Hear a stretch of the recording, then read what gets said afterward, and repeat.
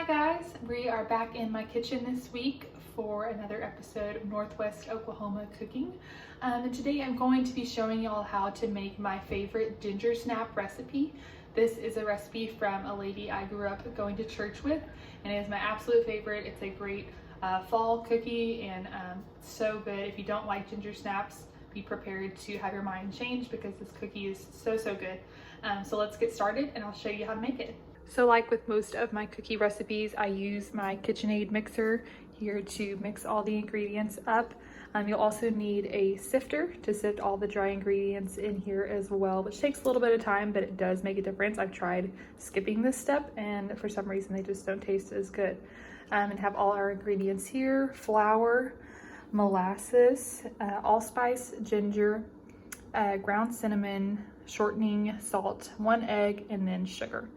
And so we'll go ahead and put all this stuff in the sifter and get started. Okay, now I have all my dry ingredients in the sifter. I did forget to mention baking soda. You need 2 teaspoons of that in here as well. So it's pretty full right now. But first I'm going to cream my sugar and my shortening together in my mixer. And then I'll sift together all the dry ingredients into here.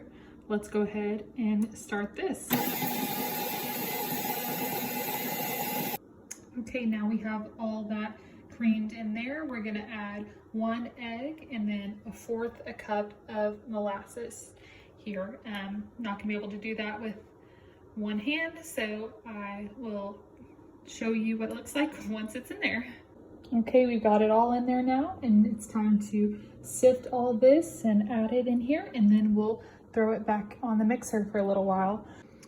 Okay, now we have all the sifted dry ingredients in there and we're ready to mix it up. So here we go.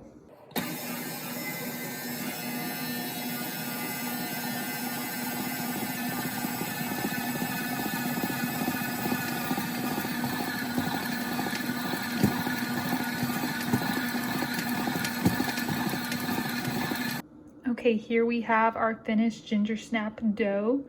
And what I'm going to do now is I'm going to roll them into little balls and run them through some sugar and place them on this cookie sheet, and then they'll be good to go in the oven. This part of making the cookie is something you could easily do with grandkids or your kids.